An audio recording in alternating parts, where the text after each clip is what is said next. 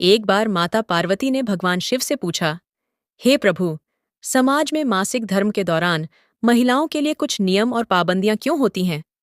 क्या यह आवश्यक है कि इस समय उन्हें पूजा पाठ से दूर रखा जाए या उन्हें छुआ न जाए? भगवान शिव मुस्कुराए और बोले, देवी, यह प्रश्न बहुत महत्वपूर्ण है और समाज के गहरे पक्ष को समझने की आवश्यकता है। पहले यह समझना आवश्यक है कि मासिक धर्म कोई दोष नहीं है, बल्कि यह प्रकृति का एक आवश्यक और पवित्र चक्र है। पार्वती जी ने आश्चर्य से पूछा, तो फिर समाज में यह धारणा क्यों है कि मासिक धर्म के समय स्त्रियों को अपवित्र माना जाता है? शिव ने उत्तर दिया, यह धारणा समय और समाज के विकास के साथ बनी है। प्राचीन काल में मासिक धर्म को स्त्री के शरीर की शुद्धिकरण प्रक्रिया माना जाता था। इस समय स्त्री का शरीर स्वाभाविक रूप से कमजोर हो जाता है और उसे विश्राम की आवश्यकता होती है। ये समाज के द्वारा दिया गया एक समय था जब स्त्रियां अन्य कार्यों से मुक्त होकर विश्राम कर सकें। इस समय उन्हें पूजा पाठ से इसलिए दूर रखा जाता था ताकि वे आत्मिक और शारीरिक रूप से शांति प्राप्त कर सकें।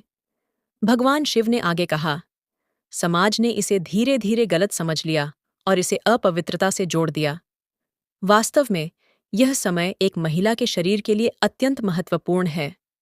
पार्वती, तुमने देखा होगा कि कुछ स्थानों पर मासिक धर्म के दौरान स्त्रियों को मंदिर में प्रवेश की अनुमति नहीं दी जाती है।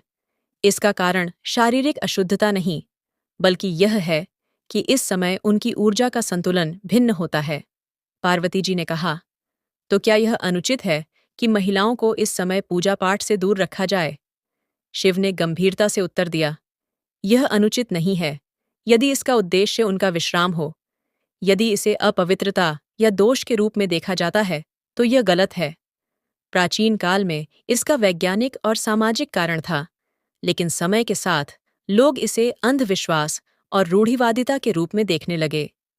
मासिक धर्म के दौरान स्त्रियों को छूने की पाबंदियां समाज के उन नियमों का हिस्सा बन गईं जो स्त्रियों को केवल उनके शारीरिक चक्र के कारण अपवित्र मानने लगे। पार्वती जी ने ध्यानपूर्वक शिवजी की बातें सुनी और फिर बोलीं, हे महादेव, क्या अब समय आ गया है कि समाज अपनी इस पुरानी धारणाओं को बदले और स्त्रियों को मासिक धर्म के दौरान भी सम्मान और समानता का अधिकार दे?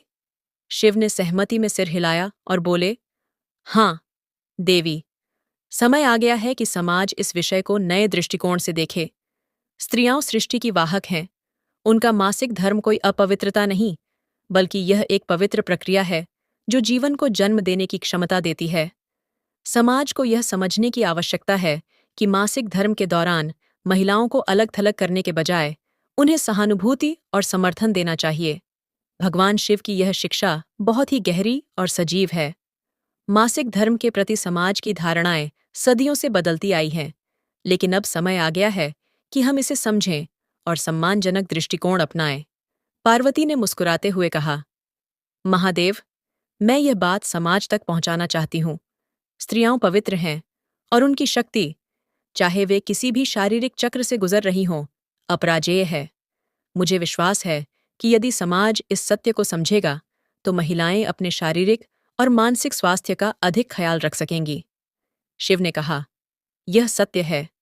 समाज को यह समझना होगा कि मासिक धर्म केवल एक शारीरिक प्रक्रिया है जिसे सम्मान के साथ देखा जाना चाहिए। यदि हम स्त्रियों को इस समय विश्राम और सम्मान देंगे तो वे और भी सशक्त हो सकेंगी।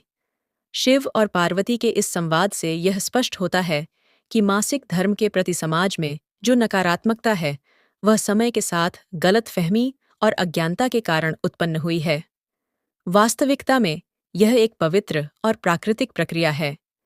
यह कहानी हमें यह सिखाती है कि स्त्रियों के प्रति हमारा दृष्टिकोण सम्मानजनक होना चाहिए, विशेषकर जब वे अपने मासिक चक्र से गुजर रही होती हैं।